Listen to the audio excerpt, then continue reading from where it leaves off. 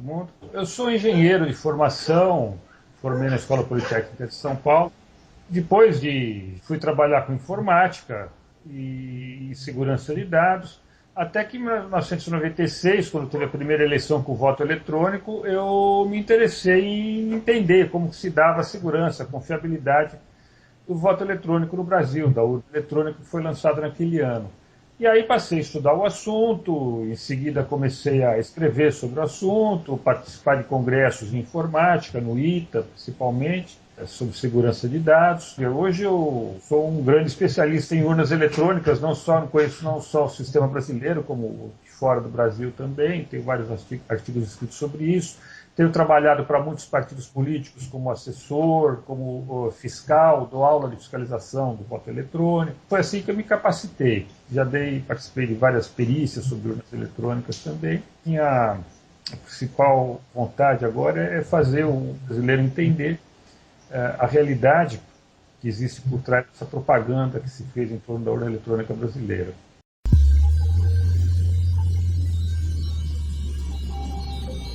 Qual é o problema do processo eleitoral brasileiro? O primeiro problema é jurídico, não é técnico, não tem a ver com a urna eletrônica especificamente.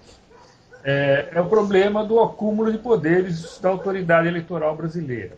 Só no Brasil ocorre isso, de a autoridade eleitoral ela ter as funções administrativas, né, de administrar o processo eleitoral, normativas de regular o processo eleitoral através de resoluções, normas, e judiciário, de julgar qualquer pendência dentro do processo eleitoral. Só no Brasil existe esse acúmulo de poderes, ou seja, no Brasil, o princípio da tripartição de poderes, que foi desenvolvido principalmente a partir da Revolução Francesa, no final do século XVIII,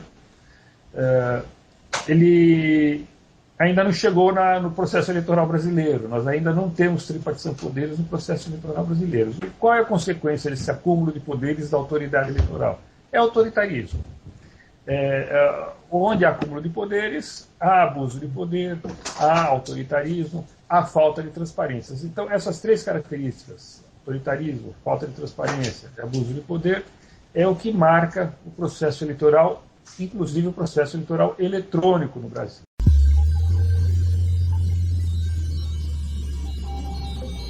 Por que a urna eletrônica tem problemas? Ela tem problemas por causa desse autoritarismo que vem lá da Justiça Eleitoral, que impõe um modelo, não aceita abrir o sistema para auditoria, né? ou fazer um sistema que seja auditável, vamos dizer assim. E ela impõe isso porque ela tem poderes para isso. Por exemplo, esse problema ainda, vou falando ainda do acúmulo de poderes.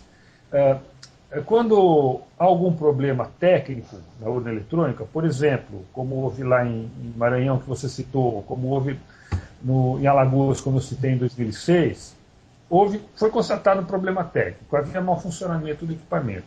Quem era o administrador, o responsável por fazer esse negócio funcionar e deu problema? Era a autoridade eleitoral, a Justiça Eleitoral.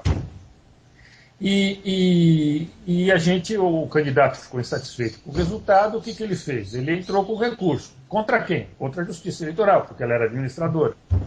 E quem julgou esse recurso? A Justiça Eleitoral, porque ela era juíza. Então, ela, como juiz, ela estava julgando o processo em que ela era ré. O próprio juiz é réu. O juiz que julga, ele é réu no sentido que ele é o administrador que ofereceu aquele sistema que não funcionou. A consequência disso, quando se quebra aquela chamada relação triangular do direito, ou seja, que existe uma parte ativa, uma parte passiva e o terceiro polo é o juiz julgando, não existe no processo eleitoral brasileiro quando se trata de julgar problemas técnicos nas urnas eletrônicas, porque o juiz vai ser sempre o administrador responsável pelo processo, e ele nunca é culpado, obviamente ele nunca se julga culpado, e ele abusa do poder, e foi o que aconteceu, por exemplo, nesses casos que não foi permitida auditoria, né, uma auditoria livre, aberta. No caso de Alagoas, por exemplo, para mim é o caso mais emblemático, foi cobrado 2 milhões do candidato que descobriu que houve mau funcionamento, analisou os arquivos que são fornecidos, os arquivos de log, os arquivos de boletins de urnas, analisou tudo e mostrou que aqueles arquivos estavam incoerentes, havia incoerências entre as informações dentro desses arquivos, ofereceu essa informação para a Justiça Eleitoral e pediu para que fosse feita uma auditoria para saber o que ocorreu, ela cobrou 2 milhões do candidato para fazer auditoria. O candidato não tinha 2 milhões, não quis pagar 2 milhões, enfim, não é qualquer candidato que tem 2 milhões de dinheiro para pagar depois da eleição. Então ele foi condenado por litigância de má-fé, porque denunciou e não pagou para fazer auditoria. E a auditoria não foi feita, né? Então, você vê qual é o mal desse problema, desse acúmulo de poderes. E desse acúmulo de poderes, quer dizer, que resulta em falta de transparência do processo, foi nesse ambiente que nasceu a urna eletrônica, o modelo brasileiro da urna eletrônica. E toda a propaganda que vem junto com ela, que nos faz pensar, que fez o brasileiro pensar que o modelo é modelo para o mundo inteiro, que todo mundo tem inveja do nosso sistema, que a gente é pioneiro, que a gente é líder, e todo mundo quer copiar nosso sistema. Tudo isso são informações falsas de fazer a contra-propaganda, porque esse autoritarismo, esse poder supremo aí da justiça eleitoral, eles acabaram construindo uma imagem que funcionou bem, né? 90% do povo aceita a urna brasileira, né? A urna eletrônica brasileira, apesar dela não ter transparência nenhuma.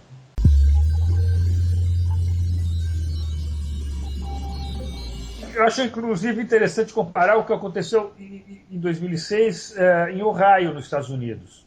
A urna brasileira é fabricada por um fabricante chamado Diebold Procomp. É uma empresa americana. E ela fabrica urnas também lá nos Estados Unidos, ou melhor, fabricava. Né? Até em 2004 ela teve problemas na Califórnia, em 2006 teve problema em Ohio. As urnas eletrônicas da Diebold, lá nos Estados Unidos. O Ohio, quando deu problema lá, foi no mesmo momento que deu problema nas urnas aqui em Alagoas. Constatou-se que os arquivos da auditoria indicavam um mau funcionamento. Agora, isso aí foi o começo do processo nos dois lugares, Ohio e Alagoas. Se encontrou arquivos que indicavam mau funcionamento do sistema das urnas eletrônicas fabricadas pelos mesmos fabricantes. São modelos diferentes, os deles lá são mais modernos que o nosso, tela touchscreen é melhor, mas a estrutura lógica é a mesma dos dois sistemas. Qual foi a diferença no procedimento? Em Ohio, a autoridade eleitoral, que não é a juíza, permitiu uma auditoria no processo, pagou pela auditoria, constatou que houve mau funcionamento do sistema e multou o fabricante. O fabricante foi banido da Califórnia em 2004, foi banido de Ohio em 2006, não podia mais fornecer urnas eletrônicas nesses estados.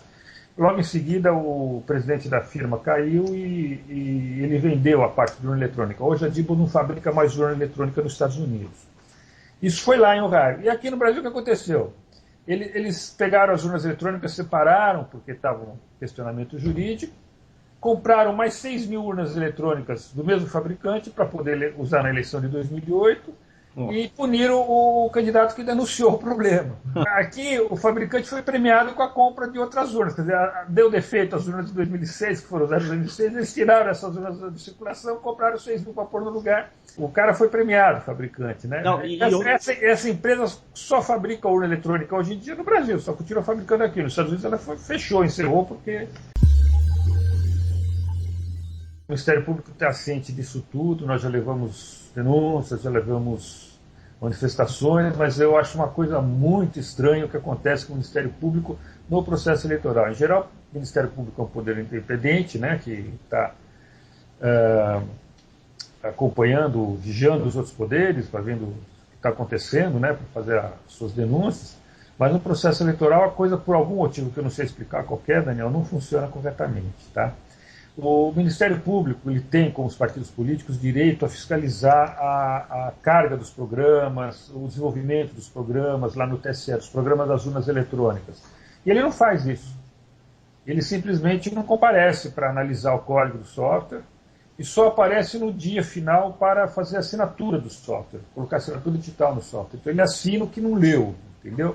Uhum. E com isso sai no dia seguinte na página do TSE, o Ministério Público veio aqui, assinou e disse está tudo bem. Só que eles assinaram sem olhar, sem ler.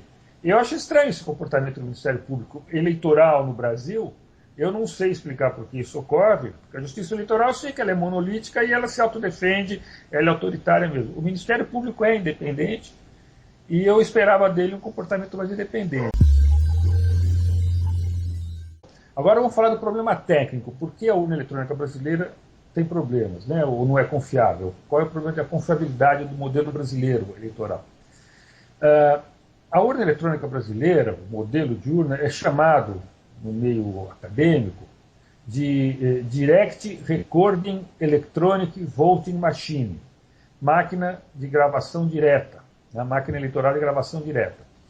Grava o voto diretamente em memória digital. A abreviação é DRE, a gente chama máquinas DRE. Então, é o caso da urna eletrônica. Você vota e o voto é gravado no meio digital lá dentro dela. Tem uma memória lá dentro que fica gravado os votos. Esse voto gravado chama registro digital do voto. Ou seja, você vota, escolhe o teu voto é gravado num arquivo chamado registro digital do voto. No final da eleição, né, quando acabar, na hora da apuração, esses registros gravados lá são somados e dão o resultado daquela urna que chama boletim de urna, que é o resultado da soma de todos os votos, ou seja, de todos os registros digitais. Esse é o modelo da urna brasileira. Esse modelo foi descrito assim em 1990 nos Estados Unidos, né? O problema desse modelo, que a gente chama de primeira geração de máquinas de votar, é que o eleitor não sabe, não tem como saber, se o registro digital do voto contém o voto que ele viu. Porque uma coisa é o que você vê na tela, é o voto em potencial, vamos dizer assim. Você vê na tela da máquina aquilo que você quer votar, e você confirma. Depois que você confirma, o seu voto é gravado, num arquivo chamado registro digital do voto. Como você vai saber, você eleitor, se o que foi gravado no registro digital do voto é o seu voto? Tá? O eleitor brasileiro não pode saber. É proibido. A Justiça Eleitoral não permite que o eleitor saiba o que foi gravado como sendo o voto do eleitor, não permite que o próprio eleitor veja o que foi gravado como sendo o voto dele. Para contornar esse problema, veio a segunda geração de máquinas eleitorais, que é as máquinas eleitorais que gravam o voto eletronicamente, mas mantém uma segunda gravação, um segundo registro do voto que o eleitor possa conferir. Tá? Esse segundo registro, normalmente, é o voto impresso. A urna grava o voto no registro digital e imprime o voto no papel. Então, cada voto vai ter duas vias. Vai ter uma via impressa e uma via digital. O eleitor pode conferir a via impressa. Ele pode ver que a via impressa, ele vê o que está gravado. Essa do registro eletrônico é que ele não vê o que foi gravado. Aí, esse voto impresso, que o eleitor viu, a gente chama de voto impresso conferível pelo eleitor, né? O eleitor pode conferir que é o voto dele, é guardado numa urna comum. Após a eleição, se pode fazer uma auditoria, se a soma dos votos impressos é igual à soma dos votos eletrônicos.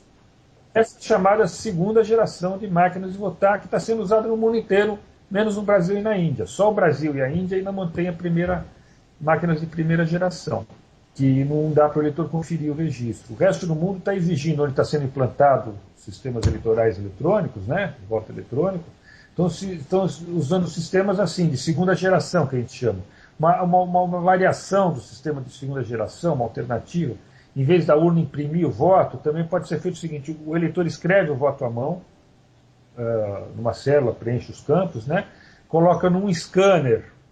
O scanner lê o conteúdo do voto e apresenta na tela, e o eleitor confirma. Então, o voto vai existir a via material escrita pelo eleitor, que é o voto material, e depois o scanner que ele confirma é gravado no registro digital, ou seja, continua tendo duas vias do voto. Então, essa variação, ou com o scanner, ou com o voto sendo impresso pela urna eletrônica, é o que se usa no resto do mundo, hoje em dia, fora o Brasil e a Índia. Então, os equipamentos de segunda geração são esses que permitem que o eleitor veja o registro do voto. E depois, esse voto que o eleitor viu, de fato, conferiu, é usado para fazer a auditoria do voto eletrônico. O voto eletrônico ele é rápido na apuração. O problema do voto eletrônico em máquinas de primeira geração, como as urnas brasileiras, é que não permite você saber se ele está somando rápido, mas você não sabe se está somando certo. Não tem como fazer auditoria contábil do processo. Um sistema que você possa auditar o resultado, possa conferir se a soma foi bem feita, independente do software que está na máquina, mesmo que alguém faça a fraude interna, você faz a auditoria e descobre pelo resultado, né, que deu diferença do que devia dar. Mas se não tem como conferir o resultado, você não tem como saber se houve fraude ou não, né? É o sistema que o brasileiro vota é assim. Hoje, o sistema que o brasileiro vota, o voto é secreto para o próprio eleitor, ou seja, o eleitor vê o voto na tela, confirma, o voto é gravado, o que é gravado ele não pode ver, é secreto para o eleitor não pode ver o que foi gravado como sendo o seu voto.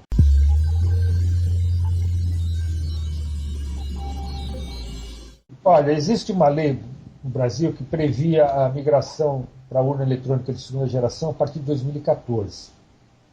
Foi uma briga aprovar essa lei, porque o TSE fez muita pressão no Senado, na Câmara, depois na Presidência da República. O ministro, né, o Jobim, que era ex-presidente do TSE, era ministro do Lula, pediu para o Lula vetar a lei, mas graças a Deus a gente conseguiu aprovar a lei estava valendo. Para 2014 seria implantado o urnas de segunda geração no Brasil.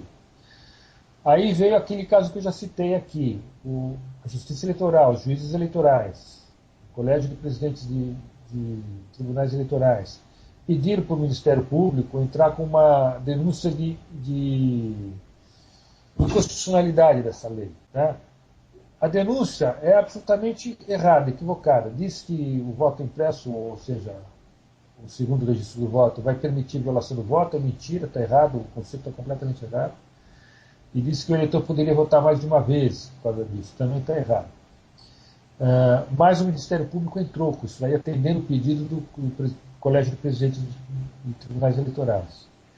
Aí foi para ser julgado no Supremo por quem? Pelos juízes que são juízes da Justiça Eleitoral. Ou seja, eles fizeram o pedido e eles eram juízes da ação que eles eram autores, basicamente é isso. E eles suspenderam a lei. Eles não tiveram coragem de declarar inconstitucionalidade, porque não é. Eles suspenderam a lei em caráter cautelar e vão julgar, sabe-se lá quando, se a lei é constitucional ou não. Então a lei não está mais valendo no Brasil. Como essa denúncia de inconstitucionalidade não tem pé nem cabeça, mas não, existe já um julgado, isso já existe jurisprudência na Alemanha, de que a urna eletrônica sem voto impresso é inconstitucional, e o TSE, o STF brasileiro quer julgar o contrário, quer dizer que o voto impresso é inconstitucional, ia chocar, ia dar choque de jurisprudência. Os juízes brasileiros iam ter que explicar para os alemães, né, eles explicar por que eles estão jogando ao contrário deles lá. Então, o que aconteceu? O TSE pegou um deputado e um senador, depois que ele suspendeu a lei, ele pegou um deputado e um senador e deu um projeto para cada um, idêntico, para eles revogando a lei. Essa lei que o STF já suspendeu, um senador e um deputado federal entraram com o projeto de lei revogando a lei do voto impresso. Tá? Tirar do STF a obrigação de declarar ela inconstitucional, porque ela não é inconstitucional. Esse projeto de lei, derrubando a lei do voto impresso, que é de 2014, está caminhando na Câmara, já foi aprovado no Senado, está na Câmara agora. A gente vai ver se a gente consegue segurar isso na Câmara para não ser aprovado. Mas o gozado é que dois projetos de lei entrou um na Câmara e um no Senado, de autores diferentes, mas o texto é igualzinho, ou seja, a mesma origem, vieram da Justiça Eleitoral, que não tem coragem de se apresentar como autora, ela esconde, né? Tem problema do autoritarismo, tudo, né? Ela não pode dizer como autora, já que ela tem interesse na coisa. Esse caso do Ministério Público ter servido de fantoche aí de laranja, né?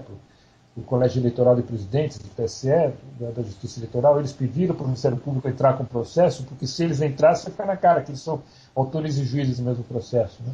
Então eles pediram para o Ministério Público entrar de laranja, o Ministério Público aceitou e participou dessa farsa. Voto impresso fora do Brasil, que o voto não é identificado, que o eleitor não vota 2, 3 vezes seguidas por causa do voto impresso, entendeu?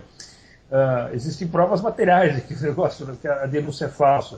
Só que o Ministério Público ignorou tudo isso e fez exatamente o que a Justiça Eleitoral pediu. Eu não sei porque isso ocorre. Infelizmente, o Ministério Público Eleitoral está deixando muito a desejar. Estão assumindo a responsabilidade que eles deveriam ser um poder independente para avaliar o processo eleitoral.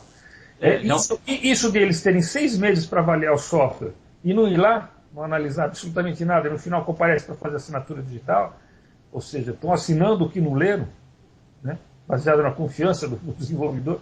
Não é para isso que eles têm o direito de estar presente no desenvolvimento do software, é para analisar e ver se foi bem desenvolvido.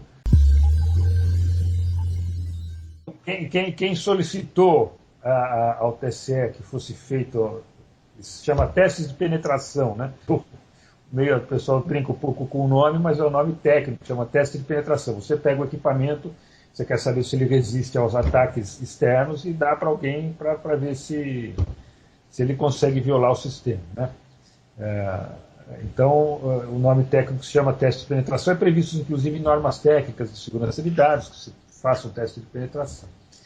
Então, nós solicitamos, foram 3 partidos que solicitaram. Primeiro foi o PDT e o PT, e em seguida o PL, na época era PL, né, aderiu ao nosso pedido. Então, os 3 partidos solicitaram que fosse permitido o teste de penetração por nós, quer dizer, que desse as máquinas para que nós pudéssemos testá-las, né. Bom, o negócio foi totalmente distorcido pela Justiça Eleitoral, novamente por causa daquela questão do autoritarismo.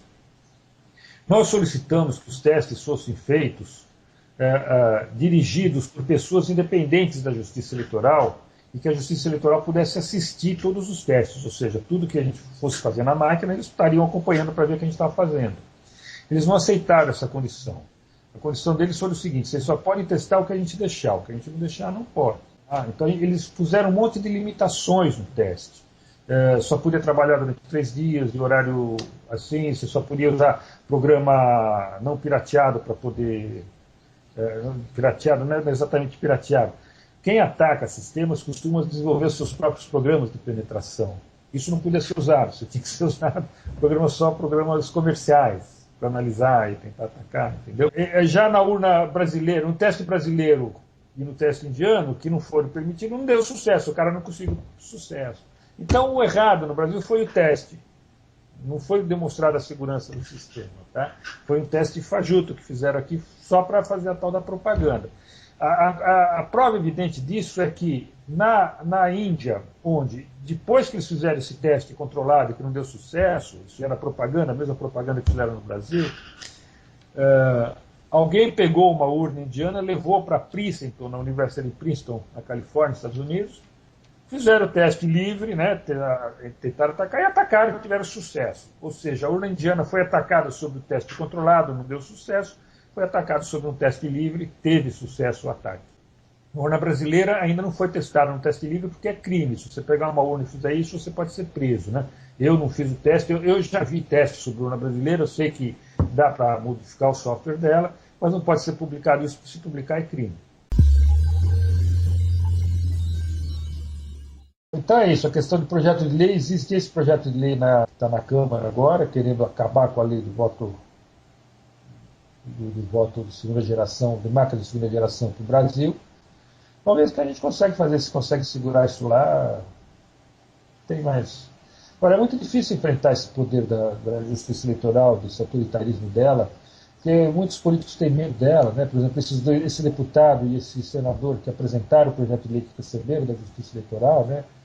Os dois apresentaram 2 textos idênticos, na mesma data. Imagina você candidato, né? Todo político é candidato, recebendo do juiz eleitoral um pedido. Olha, faz um favor, apresenta esse projeto de lei lá para tirar essa lei que está incomodando a gente não gosta aqui. Qual é o candidato que vai ter coragem de negar isso, né? Bom, alguns têm, a maioria aceita a pressão do juiz, né? Então, é fogo. Esse problema do acúmulo de poderes da justiça eleitoral do Brasil está causando um mal muito grande para o nosso processo eleitoral. Total falta de transparência, total falta de respeito para o eleitor. O eleitor não pode... O voto é um absurdo, o voto ser secreto para o próprio eleitor. O primeiro modelo de urna brasileiro usava um sistema operacional chamado Virtuos, que era um DOS melhorado, era um DOS antigamente, né, melhorado, que tinha multitarefa. Depois, em 2000, passou para o Windows. Em 2000 e 2004 teve modelos com Windows. Em 2006 passou para o Linux. Então, a partir de 2006, a partir de 2008, todas as urnas têm agora o sistema Windows. Isso é o sistema operacional. Agora, depois do sistema operacional, tem os aplicativos, os programas que são feitos, né, de votação, de apuração, que são feitos para rodar dentro do sistema operacional. Esses programas são teoricamente abertos. Tá? Os partidos políticos e o Ministério Público e a OAB têm direito, 6 meses antes da eleição, ir ao TSE acompanhar o desenvolvimento desse software. A gente só não pode pegar cópia dele e levar para casa para estudar. A gente tem que olhar lá dentro do ambiente deles. Tá? De todo o software, tanto do sistema operacional agora, que é Linux, quanto dos aplicativos. O problema dessa cerimônia é que não funciona na prática, só funciona na teoria. Primeiro, o Ministério Público e a OAB, que tem direito de ir lá olhar, nunca foram. Tá? Desde 96 eles têm direito de ir lá olhar, nunca foram. Tá? Nunca examinaram o código nenhum.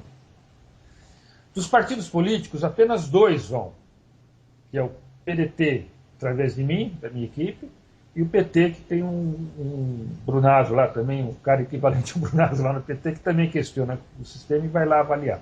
E nós vamos lá examinar e constatamos que, na prática, não dá para examinar o código, porque existem uma porção de limitações à análise de código. Por exemplo, ao todo, o conjunto, o sistema operacional e mais aplicativos, dá mais ou menos uns 17 milhões de linhas de código. São 40 mil arquivos. E eles estão mudando esses arquivos constantemente. Apesar de a gente ter 6 meses para analisar, na véspera de completar os 6 meses, quando é feita a compilação do sistema, eles estão mudando os programas. Então eu examino tudo durante 5 meses, quando eu vou lá analisar, eles mudaram 2, 3 linhas. 2, 3 linhas é suficiente para mudar tudo. Então não dá para a gente controlar. E eles não dizem o que mudar. Tá? Eu fiz uma solicitação específica, que eles fizeram uma opção de correções em 2008, falando, olha, quero saber que modificações foram feitas em função do relatório que vocês receberam do Ministério da Ciência e Tecnologia, que tinha dado lá umas sugestões para eles modificarem os sistemas. Eles se recusaram a nos informar o que eles tinham modificado. Eles falaram, olha, está aí o programa, você procura e acha que foi modificado. Tá? Então, na prática, não funciona. O PT, por exemplo, teve um problema gravíssimo agora em 2010.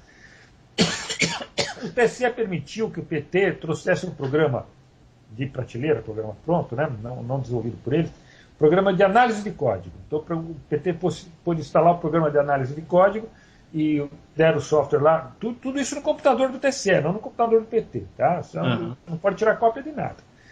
Aí analisava o código, o programa produzia relatórios, né? De correlação de função, de existência, não sei o quê. Os relatórios não puderam ser copiados. O PT não podia ler o relatório do programa de análise de código. Ele podia ler na tela, não podia imprimir, não podia fazer relatório do que analisou. A empresa que o PT contratou para fazer análise de código não pôde fazer um relatório do PT porque não lhe deram os dados.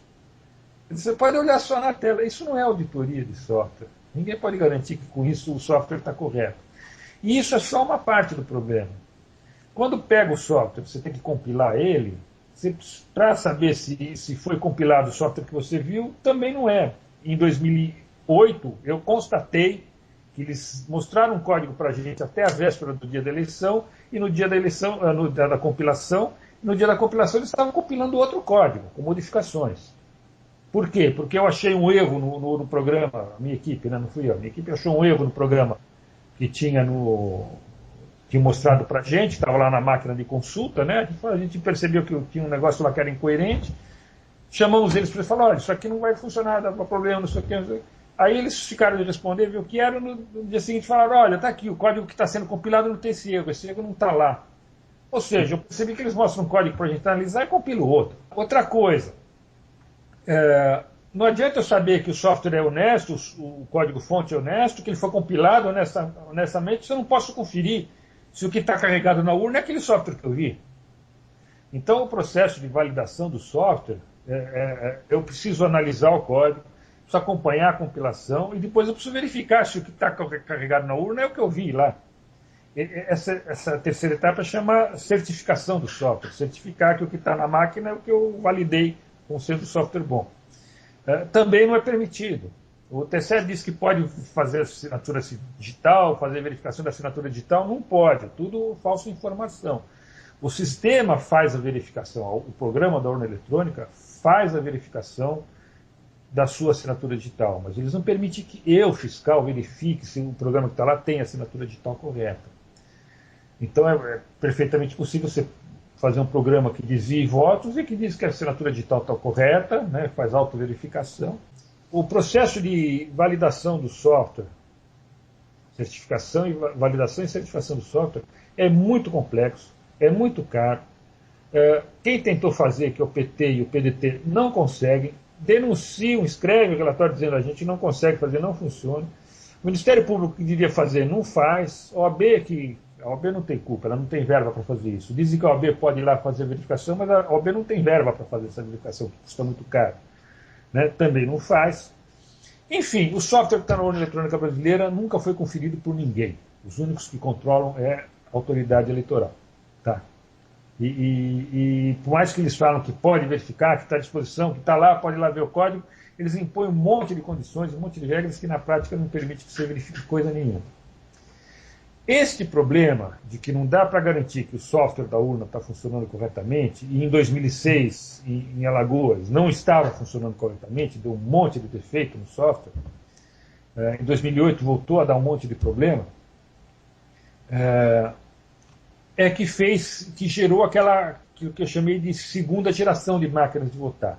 Essas máquinas de votar que eu falei que registra o voto, né, o registro digital do voto, mas tem que ter um segundo registro do voto, que é o registro material do voto, vamos dizer assim, ou impresso, ou escrito à mão, alguma coisa.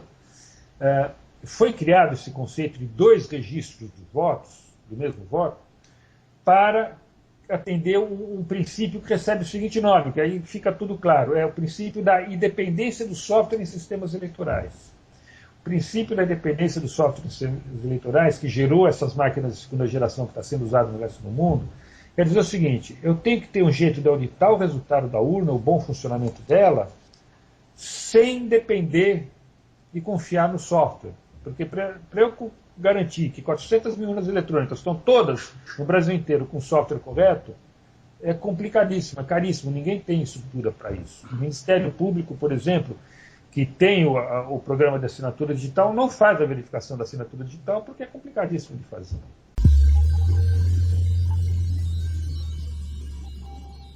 A ideia da biometria no sistema eleitoral é para evitar um tipo de fraude, que é a fraude de alguém votar em lugar de outra pessoa. Né? A ideia é essa, a biometria serve para isso. A biometria não resolve, nem tem como resolver, o problema do software desonesto que desvia voto. O eleitor pode ser o eleitor correto, com a biometria correta, se ele votou correto, mas se somar o software que estiver lá, somar o voto errado. Né? Então, a biometria não resolve o problema do software, ela é feita para resolver outros problemas. Tá? É o problema do eleitor que vota no lugar, de alguém que vota no lugar do eleitor verdadeiro. O eleitor falta, alguém vota no lugar dele. Por exemplo, uma fraude muito comum, que é fácil de fazer na urna eletrônica brasileira, é a fraude do mesário, que a gente chama. Chega às 4h30 da tarde, no final do processo eleitoral, já a sessão eleitoral está vazia, os fiscais já se cansaram, já foram embora, está só os mesários lá dentro da sessão, fica meia hora lá não tendo o que fazer, eles fazem um acordo entre eles, um libera a urna, pega o código do eleitor que não veio ainda, não apareceu até aquela hora, e o outro mesário vai lá e vota. Ou seja, os mesários engravidam a urna. Isso é perfeitamente possível com a urna brasileira. Tá? Então, a ideia da urna biométrica seria acabar com essas fraudes. Tá? Mas é uma enganação, Daniel. Infelizmente, ela não acaba com essas fraudes. Mesmo com a urna biométrica, é possível mesário por votos na urna. Então, está sendo gastado muito dinheiro com essas urnas biométricas. O que acontece? Você captura as 10 impressões digitais, está montando um banco de dados enorme. Veja, são 10 impressões digitais, 130 milhões de eleitores, dá 1 bilhão e 300 mil impressões digitais que você tem guardado. Você precisa de um supercomputador, computadores enormes para guardar essa base de dados. E ela tem que ser segura. Né? Então o TCE está investindo um baita no dinheiro para montar essa base de dados e ele não usa. Daniel, você sabe quantas impressões digitais o eleitor vai testar agora em 2012? Os eleitores que forem votar em urnas biométricas, eles vão colocar um dedo indicador, se não reconhecer, eles vão colocar outro, se não reconhecer, o mesário digita a senha. O TSE só usa 2 impressões digitais e coleta as 10. Ele não usa foto de alta resolução. O título, você vai fazer o cadastro eleitoral para fornecer a biometria para o TSE, poder votar depois de número biométrica, ele bate a tua foto e te devolve o título eleitoral sem foto. Só para você ter uma ideia, o pessoal não sabe, né? Quando eu falo da urna argentina, que é o modelo moderno, que estão usando agora, eles falam, bom, mas a Argentina fez agora, a urna brasileira é velha, por isso que não tem a tela grande. Não é bem isso, não. A urna argentina que eu fui assistir é de 2010, foi fabricada em 2010. Eu Houve uma eleição em 2011 agora, mas a fabricação foi em 2010. As urnas argentinas, as urnas brasileiras que vão ser usadas, inclusive as urnas biométricas que vão ser usadas em 2012 aqui no Brasil, foram fabricadas em 2010. Elas são novas. O TSE comprou 300 e tantas mil urnas biométricas novas para usar agora. Não vai usar tudo, vai usar em 2012, né? E é tudo máquina nova, não é máquina velha, não. A urna brasileira com aquela tela pequenininha de 6 polegadas, com teclado só numérico, é arcaico parece uma carroça, né? Carroça perante a urna argentina, né? Que tem... A urna argentina parece o iPhone, né? Que você passa o dedo, vai pondo digitando assim. E a urna brasileira parece aquele telefone de teclado, que você é obrigado a apertar botãozinho e só pode apertar aqueles botãozinhos, não pode se comunicar mais que isso, né? O novo sistema eleitoral não tem foto. O TSE não usa essas informações. Ele está montando esse cadastro por outro motivo, Daniel. Ele não está montando esse cadastro para evitar a fraude, porque ele não evita a fraude no mesário. O TSE está gastando muito dinheiro nesse processo. Não é para evitar fraude. Ele está captando dado que ele não usa. Por isso, eu não vou entrar aqui em discussão por causa disso. O eleitor brasileiro é muito acomodado, não reclama do que está acontecendo, mas é um absurdo o que está acontecendo no processo eleitoral.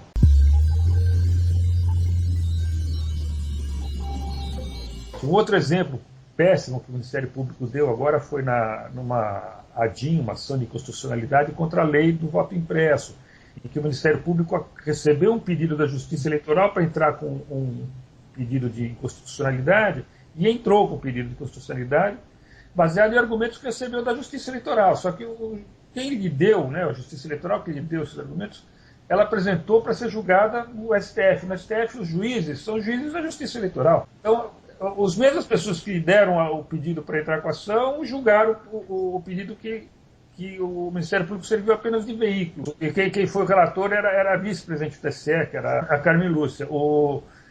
Então, eles apresentaram a denúncia para o Ministério Público formalizou ela oficialmente, aí eles julgaram dizendo como se fosse uma ação do Ministério Público, que não era. E os argumentos muito pobres, né? Porque diziam que o voto impresso ia permitir repetição da votação, ia permitir identificação do eleitor, tudo um argumento absolutamente errado.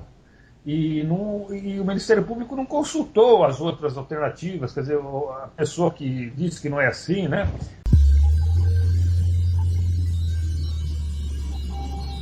Eu, por exemplo, fui entrevistado pelo Luiz Carlos Azenha, da Globo, em 2002, quando ele era vice-âncora do Jornal Nacional, para falar sobre os problemas de uns flashcards que apareceram lá voando em Petrópolis. A matéria foi censurada. Ele fez a matéria e não conseguiu publicar, porque o TSE soube que a matéria ia para o ar e interferiu. Ele chegou na direção da Globo, deu uma ordem da Globo para os caras não publicar a matéria no Jornal Nacional. No Paraguai, o TSE não conseguiu fazer isso. A matéria saiu lá com as urnas sendo violadas, né?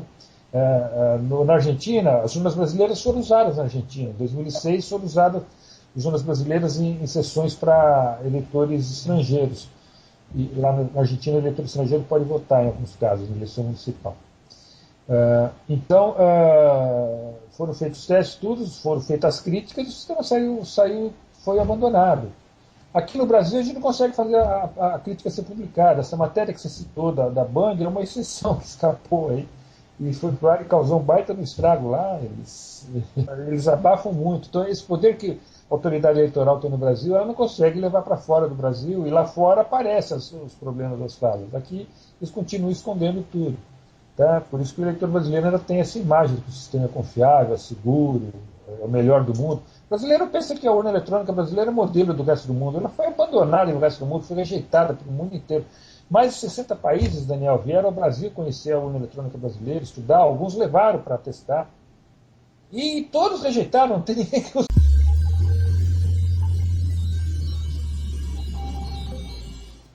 Se a gente implantar um sistema que possa fazer uma auditoria que seja por amostragem, e verificar que o sistema somou errado, como somou errado em Alagoas, a gente tinha provas que tinha somado errado, a gente não sabia para que lado, se tinha desvio de voto ou não, mas o total não batia. O total de votos, segundo os arquivos, eram conflitantes. Não tinha votos por candidato, tinha um total de votos só, a gente achou inconsistência. Se a gente descobre e prova, demonstra que a urna somou voto errado, vai provocar um descrédito tão grande no processo e sobre tudo que ocorreu até agora. Por isso eles resistem. Por dois motivos. Por isso eles resistem e porque eles têm poderes para resistir. No resto do mundo, onde não há esse acúmulo de poderes, a justiça eleitoral não consegue impor a vontade dela, impedir que a segunda geração. A segunda geração é imposta pelo administrador eleitoral, como ocorreu agora na Argentina, como ocorreu no Paraguai. A urna brasileira foi proibida no Paraguai. Ela foi cedida, foram dadas 20 mil urnas brasileiras para os paraguaios usarem em 2006, eles usaram, foi usada em eleição oficial, 20 mil urnas brasileiras doadas pelo TSE de lá. E em 2008 foi proibido, porque em 2006, 3 meses depois da eleição, apareceu um vídeo lá na televisão, lá, que é a TV Globo lá do Paraguai, Canal 4, de Assunção, foi publicado um vídeo mostrando a urna desviando o voto. Agora, aqui no Brasil, a gente não consegue isso, fazer de maneira segura, né? Então, foi assim que se criou essas máquinas de segunda geração, ou seja, para criar um jeito de auditar o resultado da eleição que não dependa de eu confiar no software. E quando uma máquina atende o princípio da independência do software, ou seja, eu posso auditar o resultado sem precisar conferir o software, se o software está funcionando direto, eu vou conferir só a soma mesmo dos votos, não importa que software esteja lá. Eu não preciso conferir o software se eu consigo auditar o input e o output e verificar que estão corretos. Quer dizer, eu pego os votos e pego a soma dos votos, vejo que bate, não importa se o software está lá, está somando certo ou errado. Eu sei qual é o resultado e tem que dar aquele resultado. Eu estive na Argentina agora, e eu estive lá em outubro para acompanhar a eleição com a urna eletrônica de lá. O modelo novo que surgiu lá na Argentina. E é incrível como eu que já analiso já conceitualmente, já conheço bem os detalhes técnicos, né, de segurança, confiança e transparência, já vou analisando o X da questão, é incrível como a diferença como o eleitor brasileiro é desrespeitado pela justiça eleitoral, né, comparado com o argentino. Para você ter uma ideia, essa urna argentina a gente chama de urna, mas na verdade ela não é nem uma urna, ela não acumula o voto, né? Ela permite que o eleitor argentino, ele vota na máquina, né? É uma tela grande, uma tela de 23 polegadas, bem maior que a tela brasileira, né? Da urna brasileira, uma tela grande, touchscreen, que o eleitor vai pondo o dedo na tela e escolhendo o voto. Então o eleitor pode votar pelo nome do candidato, pode votar pelo número do candidato, pela foto do candidato, até pela cor da logomarca, lá do símbolo do partido, né? Ele põe o dedo lá na marca do partido e vota. Entendeu? Ele não precisa escrever nada, o eleitor. Não tem teclado, na máquina a urna argentina não tem teclado. Por exemplo, esse referendo não, o plebiscito que teve no Pará agora, em novembro, para decidir se ia dividir ou não o Pará, o brasileiro tinha que digitar 5 para dizer não e 7 para dizer sim, ou vice-versa. Porque não tem tecla sim não na urna brasileira. Absurdo, né? Na Argentina, como é na tela, ele escreve um botão sim, um botão não e você vota. Faz uma consulta qualquer, você põe lá e... Então é muito mais amigável a urna argentina brasileira. Para o eleitor votar é muito mais simples. Aí o eleitor monta o voto na tela, né? Ele está montando. Aí ele votou lá para deputado estadual, escolheu o deputado estadual, escolheu o candidato. Ele escolheu o senador. Votou. É o eleitor que escolhe a ordem dos candidatos a votar. Aqui no Brasil você é obrigado a votar, né? Estadual, federal, senador, governador, presidente. Lá não, lá você escolhe o que você quer votar, a ordem que você quer, e aí você vota para deputado estadual, depois escolhe o presidente, aí você não gostou, você volta para trás, escolhe de novo, reapaga, refaz. Aqui não, aqui depois que você confirma o voto para deputado estadual, você passa para votar para deputado federal, você não pode mais votar para trás. Não, eu quero mudar meu voto para deputado estadual. Não pode. Mas na Argentina pode. O eleitor pode escolher à vontade e mudar a hora que quiser. E depois de ter votado, o voto é gravado. Cria o tal do registro digital do voto. A diferença é que lá o registro não fica gravado na urna, não é uma memória dentro da urna, um disco lá que tem gravado, qualquer disco, nada disso. É uma cédula em papel que tem um chip embutido dentro dela. O voto é gravado nesse chip e é impresso na própria cédula. Então, o eleitor fica na mão com uma cédula que tem impresso o voto que ele escolheu, completo, né, todos os candidatos, e ainda tem um chip, ele está gravado o registro digital do voto. Ou seja, as duas vias do voto, o registro digital e o registro impresso, estão no mesmo documento. Aí o eleitor vai e coloca isso dentro de uma urna, né, antes de sair. E se ele levar o voto para fora, para mostrar para alguém, o voto não é voto. Ele não pôs na urna, não vai ser contado. Se depois que ele votou na máquina, imprimiu o voto, ele vê que o voto impresso é o dele, mas ele é um cara como eu, ele fica falando, mas será que o registro digital é mesmo que igual ao impresso? Eu, por exemplo, sou um cara muito desconfiado. Está escrito aqui, meu voto é esse, mas de repente o voto digital é outro e vai somar o que está gravado no digital. O eleitor argentino pode conferir, veja bem, antes de sair do local de votação, ele pode conferir se o registro digital do voto tem o voto dele. Como ele faz isso? Ele vai numa máquina qualquer, que tenha lá no local de votação, tem mais de uma máquina por local de votação, ele aproxima só, ele não precisa nem enfiar dentro, ele só chega perto com o voto dentro da máquina, o voto que está gravado no chip que está na mão dele aparece na tela. Se ele vê na tela o voto igual que está impresso no papel que está na mão dele, ele sabe que o registro que está gravado naquele chip é o voto dele. Hoje eu considero o modelo argentino o melhor que tem, tá? Mas existem outros aceitáveis também. Enfim, é isso. Só a Índia e o Brasil, que foram exatamente os países que fizeram aquele teste de penetração fajuto, que continuam resistindo, quer dizer, fizeram o teste de penetração fajuto justamente para poder fazer publicidade, que o sistema era seguro, 100% confiável, como dizem os ministros do TSE, né? Que o sistema é absolutamente 100% confiável, não dá para fraudar, então por que quer mudar? Esse é o argumento deles, né?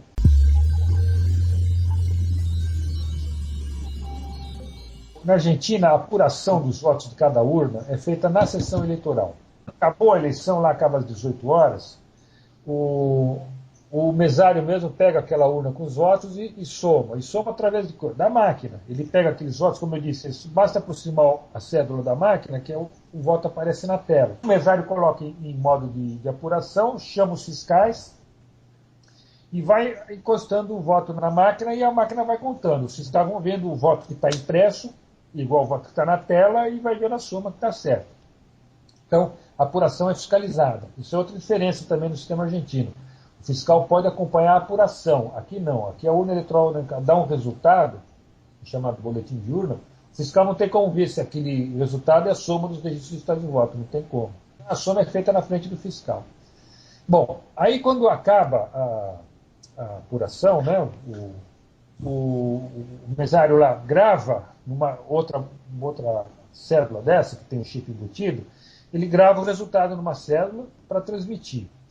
E grava enquanto as células tiverem e dá para cada fiscal. Cada fiscal leva consigo um papel, um documento que tem a quantidade de votos, né, daquela urna gravada no chip e impresso no papel. Aí ele leva isso para o local lá do partido e a Justiça Eleitoral, o fabricante, dá o programa de leitura do chip. Então, depois ele vai lá, encosta o chip e ele faz a totalização na casa dele, lá no escritório dele, do partido. Bater com a totalização da Justiça Eleitoral. Aí, quando esse resultado de cada sessão é transmitido pela internet. Eles vão lá, tem um computador ligado na internet, encosta o chip no computador e depois transmite para a totalização.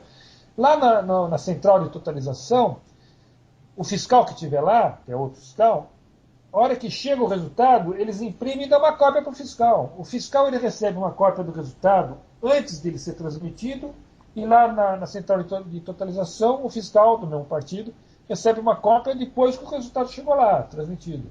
E aí ele vai levar lá para o escritório e vai verificar se um bateu com o outro. Isso para cada sessão eleitoral. Então, lá o fiscal é muito mais respeitado. Quer dizer, o fiscal tem como conferir se a transmissão não, sabe, saiu um resultado aqui e chegou outro lá. Lá ele tem como verificar.